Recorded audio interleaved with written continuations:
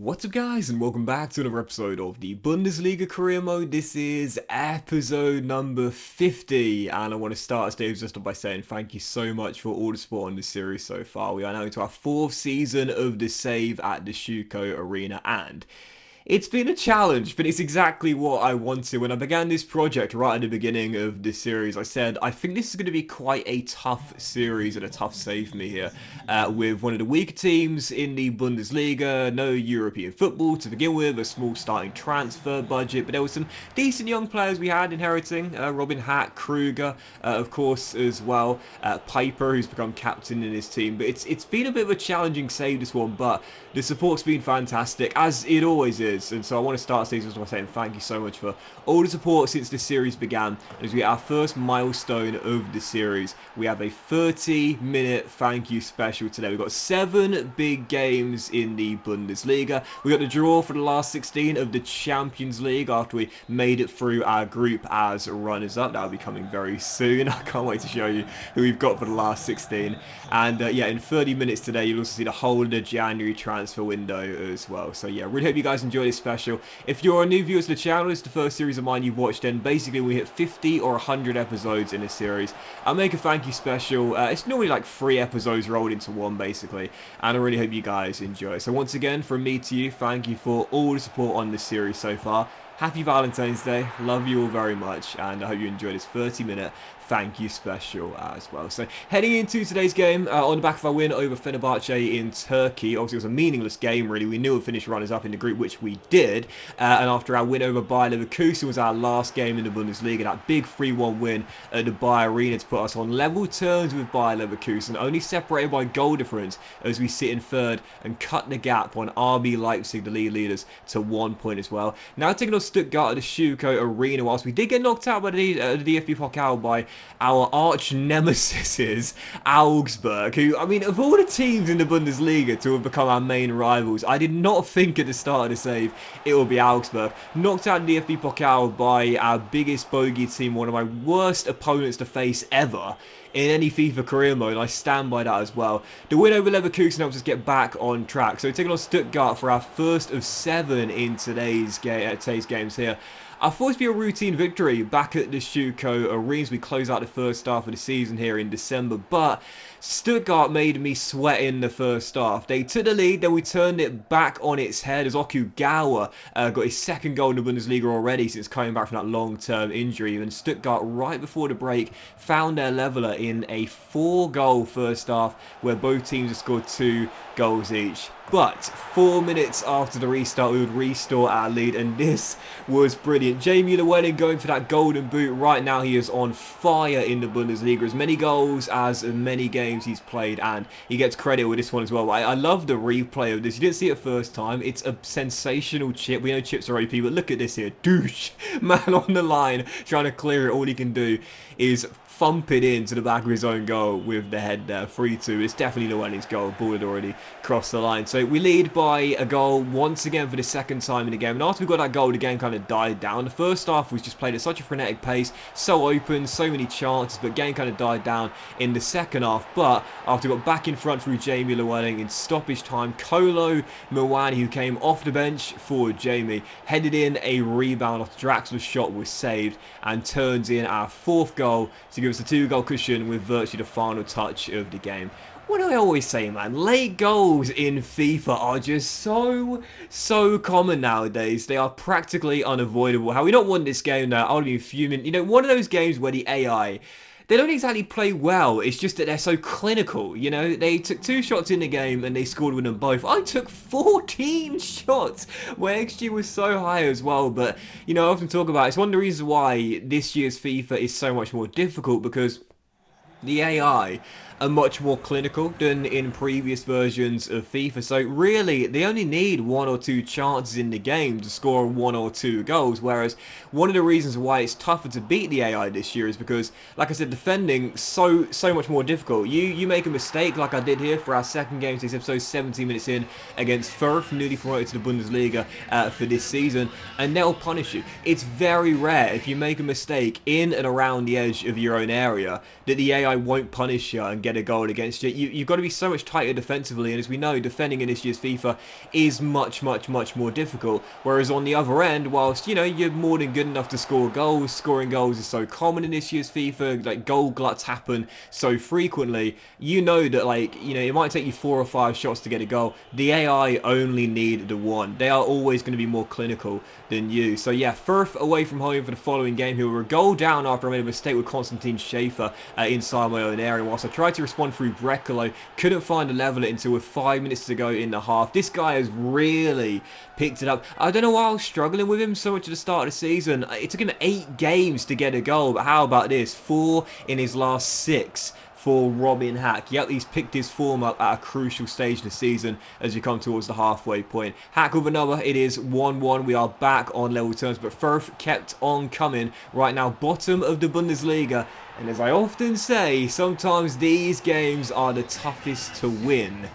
And I thought heading into this game, after our big win against Bayer Leverkusen away, 3-1, after our big win against Stuttgart at the Schuko Arena, 3-0 away in Turkey, expecting to extend the winning run in all competitions, taking on rock bottom, newly promoted Firth, but instead, Tillman made it 2-1, and after Llewellyn's shot was well saved here, trying to score a goal at his old stomping ground. We of course signed Llewellyn from Firth back in Season 2 after their relegation in Season 1. I just couldn't seem to find an opening here. Committed defending, kept the score at 2-1, then just past the hour mark. One of our final chances of the game. Jamie Llewellyn going on the run, taking aim, great save, kept the score at 2-1. So still down by a goal, 27 minutes to go. There was plenty of time in the game. I just couldn't create clear-cut chances in this game. Brekalo's across the middle here, headed over the bars. We still trailing by a goal, and that was how the game would finish as well. 2-1 away against Firth, and the side bottom of the table get the win. And this is what I was talking about here earlier. You know, my XG there wasn't the best, and to be fair, I will be honest, in this game, a lot of my shots came from range, so the XG wasn't as high as it was in the Stuttgart game. But again, Firth was less than half of my XG, but they're just much more accurate than we are. So the draw for the Champions League last 16, Bielefeld have got...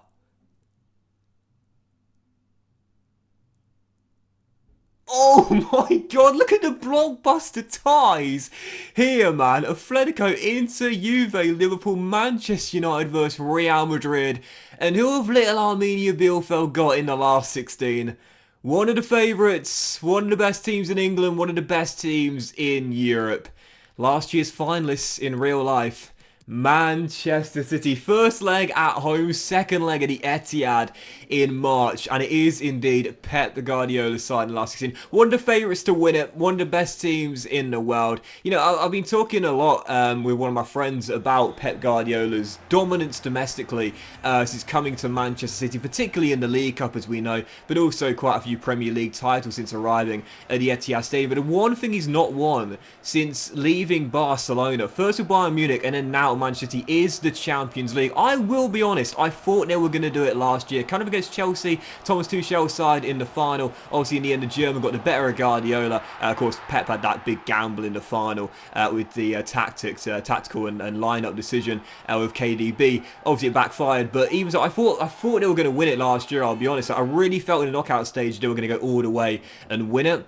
This year again, once again, one of the bookies' favourites to win the competition. I've talked about this with one of my friends, and I actually want you guys to answer this question in the comment section down below today. Do you think Guardiola will stay at Manchester City until he wins the Champions League? Because there's always going to be talks about the future of the top managers in world football. Where are they going next? Where would they move on to? You know, in England, I don't think Manchester City are going to like fall off the pace, if you know what I mean, and struggle to get top 4 every single season. They'll be in a title race and going for the title. But I wonder whether he'll stay and continue to try and dominate domestically, even if they can't capture that elusive first ever Champions League. I mean, is he the type of manager to get bored of winning domestically? Well, with Barcelona and Bayern Munich, particularly with the latter there, you know, winning that Champions League is what he really wanted to do with Bayern Munich after moving on from Messi and Barcelona. And with Manchester City, I mean, you know, he's going to go down as an icon at the club regardless for his stint here at the Etihad Stadium. But would he stay until he wins the Champions League? What would it take them to win the Champions League? look, I have to say, I'd love to see it. They've got a great chance this season. They are, of course, going to be one of the favourites once again after reaching the final last year.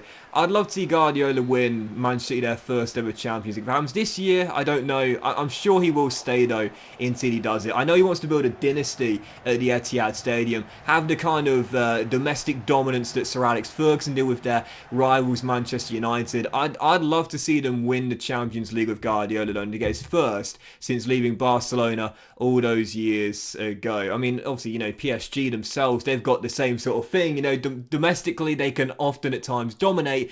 But of course, it's the Champions League they won as well. Messi trying to win it since leaving Barcelona to go to the Parc des Princes, and you know, with the Manchester City chasing their first Champions League ever. I'd love to see a Manchester City versus Paris Saint-Germain Champions League final. One of those big money teams trying to win their first ever elusive Champions League. Who would blink first? I'd pay a lot of money to watch that final, especially with Messi versus God. That would be. I'm salivating imagining this scenario here. Anyway, on the back of that loss there to Furth, we did respond to the win over our rivals Bochum. So at the halfway point of the season, Llewellyn's goals right now the reason we are where we are right now in third place. We're a point behind Bayer Leverkusen in second and 4 behind Leipzig, who have the third best defensive record in the division, but do have that 3-point gap on Bayer, 4 clear of us and 5 clear of Augsburg as well. But the surprising factor this season has been what's happened to the champions. Leipzig with 39 points are a whopping 14 clear of Bayern Munich in 10th place. And I haven't really mentioned this since the season began because, you know, when you're doing a career mode or an FM save and one of the big boys is struggling to get out of the blocks and they haven't really started their season off yet, if you know what I mean. I thought at some point Bayern would be back in the top 4. The fact they're not even in the top 6 or the top 8 by now, as we're at the halfway point and into January. Back-to-back, 3 straight championships of Bayern Munich since this save began. The most dominant team in German football for well over a decade. I've got to be honest, if we ever had a chance to win the Bundesliga, it was last season, and I bottled it. But if we ever had another chance to win the Bundesliga, it's this season. Bayern are off to a terrible start in their title defense. Halfway through the season, already a double-digit deficit on the league leaders, RB Leipzig. I'm just going to be totally honest, man. Like, we're 4 points behind Leipzig, 1 point behind Bayer Leverkusen, obviously 1 point clear of Wolfsburg in 4th as well. I certainly fancy our chance of staying in the top 4. We had an abysmal start to the season. We've sorted it out since then. Yes, I know we lost the first couple of games ago, but even so, we've been much more consistent since then, since the start of the season, I should say. But catching Leipzig is going to be tough. You know, RB Leipzig got a great team in the game. They pipped us to Champions League football back in Season 2. We've had a lot of great battles with them since the series began. And obviously Bayer Leverkusen have such great young talent in the game as well. I think we can stay in the title race between now and the end of the season, but I can still see Bayern getting back into the race, but I think Leipzig would be the favourites at this point right now, leading the way in the race for the title. So this January transfer window would open. Obviously, we're in the winter break here in the Bundesliga, so only the one game coming in January towards the end against Frankfurt here. The winter break, of course, breaking up the Bundesliga season for about 3 or 4 weeks here. As we take on Frankfurt for the first game in January, you would have seen we had some big bids this window. We had one from Mittelstadt, we had one for Tirana Riga, Felix Agu, another one for Jamie Llewellyn. Of course, we're saying, no, our star striker and the top scorer in the Bundesliga so far, 15 goals, is staying here. But I'm not going to sell anyone in January. I know we had a tough start to the season. We got out of the blocks really, really poorly. We stumbled out of the blocks, let's be honest here, with only winning 3 of our first 8 games. But since then, we've recovered and only lost 1 time since our opening 8 games. That, of course, came a couple games ago to Furth. So no need for us to make changes here. You know, the team is growing so well. We've still got our core together. We've kept the band together really well since the save began. And this guy right now is just playing on a different planet. Jamie Llewellyn, 16th in 17 games. Man is on fire. And back in Season 2, the only reason he didn't win the Golden Boot is because Robert Lewandowski was, well, as we know, one of the greatest strikers of our generation, and just like in the game, absolutely unbelievable. Last season, he broke his toe, and that just totally disrupted the rhythm and missed most of the rest of the season. But this season, all the stars are aligned for Llewellyn to win the Golden Boot. That was goal number 17 here as we went 2-0 up on Eintracht Frankfurt. I'll be honest, if he doesn't win it this season, it's just never going to happen for him. Do you know what I mean? He's doing everything right this season. He's now got 17 in 17. Surely it's Llewellyn's golden boot this year. Still, for the following game, it was indeed the only one of January. Eintracht Frankfurt at the Schuko Arena, and this was brilliant. Jamie Llewellyn bagged our first 2 goals. There were 10 minutes to go in the half. What do I often talk about in this year's FIFA? Goalkeeper distribution, so poor. Really poor. And, you know, I often talk about it, goalkeepers will make mistakes, so it's realistic to have errors happening from goalkeepers, and we see it a lot this season. But I think it is a little bit too common. Awful throw out there with Kevin Trapp. Robin Hack says, cheers for that one, bro. Chips it over him, makes it free. And at half-time, the game seemed basically done. What Kevin was doing there, I really don't know. And again, you know, goalkeepers do make mistakes. It's, you know, it's part of real football, so it should be in the game as well. As frustrating as it is when your goalkeeper makes a mistake, at the end of the day, it's part of football, so it should be part of FIFA as well, at least in my opinion. Having said that, I do think they're a little bit too common. You know, distribution in particular as well, just really poor at times there. And that goal was just as easy as it gets for me to score there as we went 3-0 up before the break. Robin bagged this brace soon after restart to make it 4-0, though I would give away the clean sheet. Awful pass out from the back there after sack. Stefan made an amazing save. Then I undid his great stop by getting the ball straight up to Frankfurt. He got back in the game. A glimmer of hope for our visitors at this point after Shaparenko found Gonzalez. He offloaded quickly with 10 minutes to go.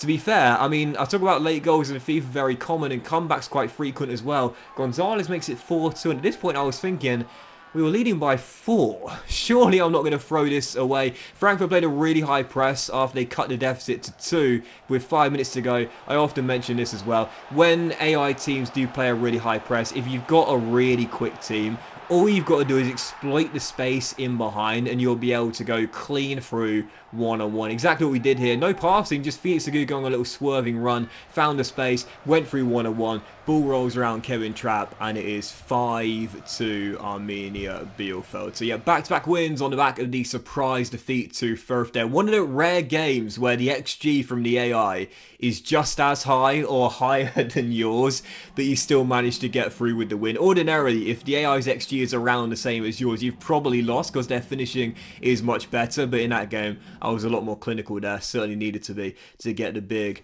victory over Frankfurt. So our only game in January ends with a win, back-to-back victories after the shocking defeat to Firth, and following out we loaned cash drop out to Anderlecht here. You know, I kind of like it in like FIFA CM or FM when you do business quite often with a club. If you remember, a couple of years ago we loaned out Maya to Anderlecht. Vincent Company took him on loan, now they take cash drop on loan as well.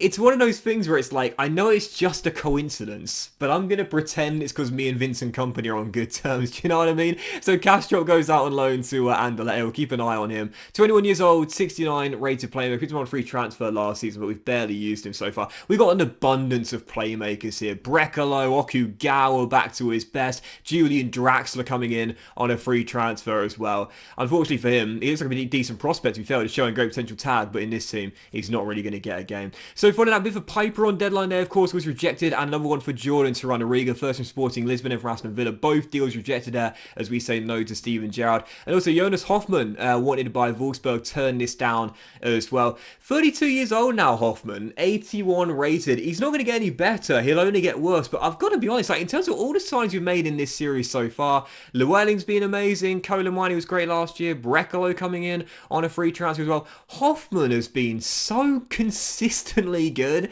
and I love it when you sign like a veteran and a senior who really steadies the ship. Do you know what I mean? There's something about that is so cool. He's been really good since coming in on a free transfer, and I often talk about, you know, signing older players, signing senior players.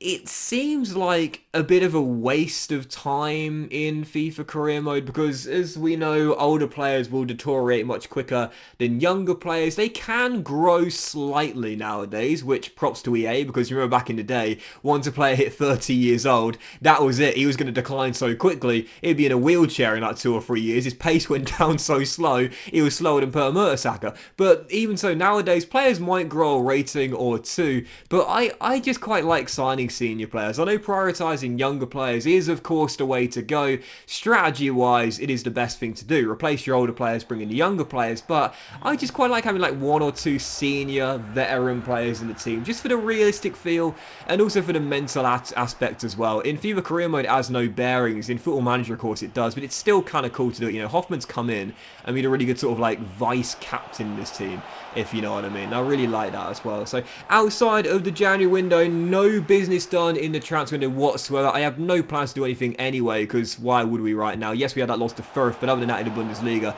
we've been on a superb run, back in the top 4 and back in the title race as well. Taking on Augsburg for our first game of February. Wasn't looking forward to this. Dumped us out of the cup here back in November or December, I think it might have been actually, but now taking them on in the reverse league fixture. We beat them at the Schuko, I believe, for the first time in the series.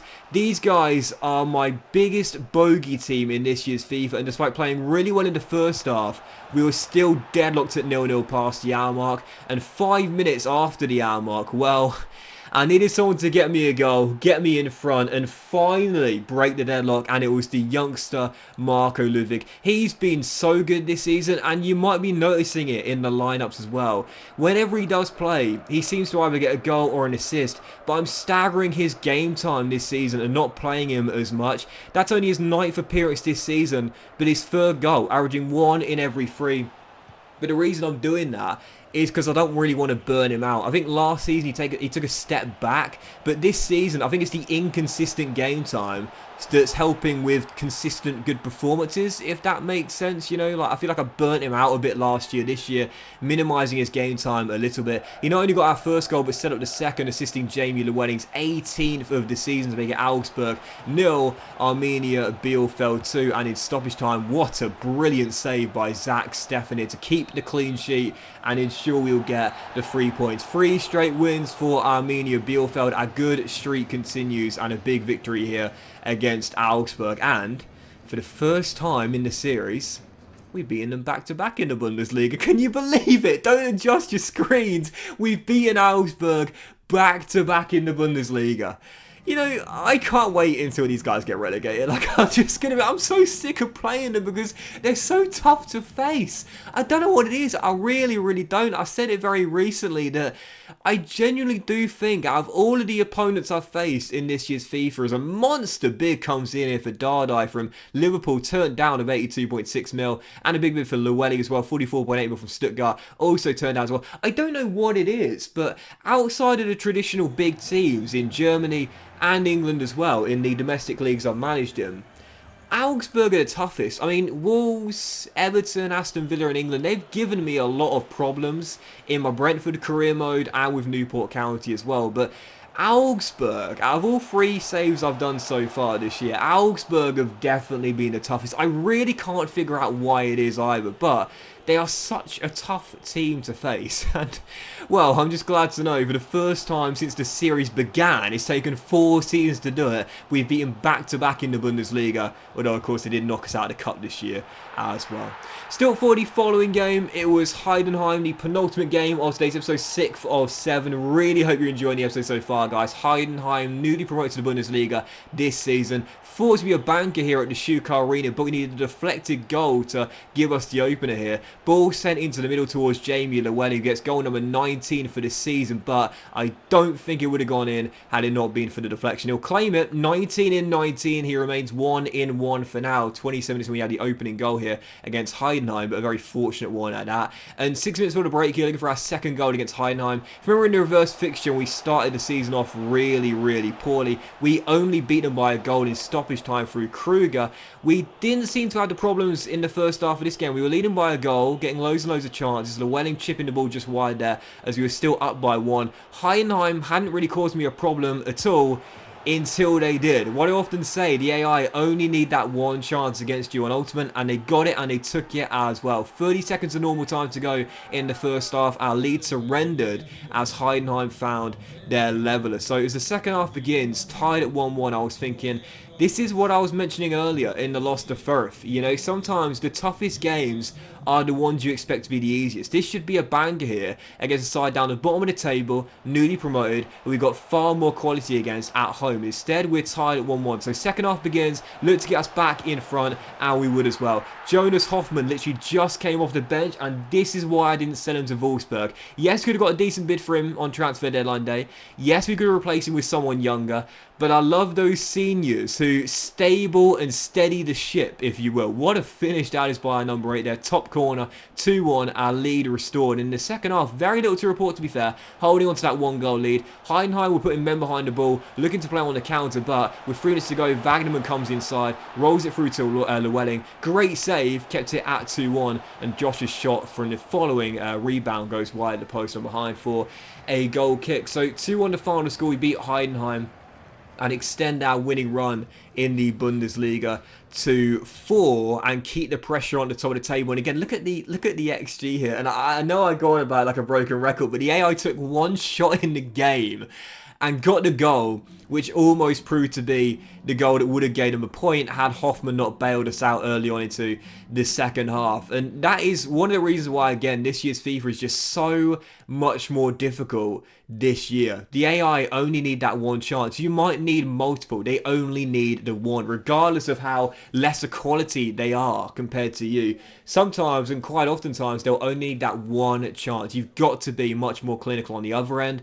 And defending, like I said, can be so much harder as well. So for our final game of today's episode, 7th and final one, Signal Iduna Park, Borussia Dortmund. Could not wait for this one. Heading into the game, cutting the gap on RB Leipzig to 1 point on the back of the win against Heidenheim there. If they were to slip up away against Hoffenheim and we would win here, we would go top of the table for the first time this season. And with Dortmund in 3rd place as well, only behind us by 2, only behind Leipzig by 3. This was a massive clash for the top 2 teams outside the league leaders RB Leipzig away from home. Question is, can we come through with our first win to Signal Iduna Park since the save began? Well, just 10 minutes in, it was our number 10 that gave us the lead. Jamie Llewellyn's first chance of the game results in a goal, bends it in to make it 1-0 for goal number 20 this season. Surely the golden boot is going to be his. But 10 minutes later, us taking the lead, Renato Sanchez put Dortmund back on level terms. Look at this for a header, by the way. Talk about leaping like a salmon.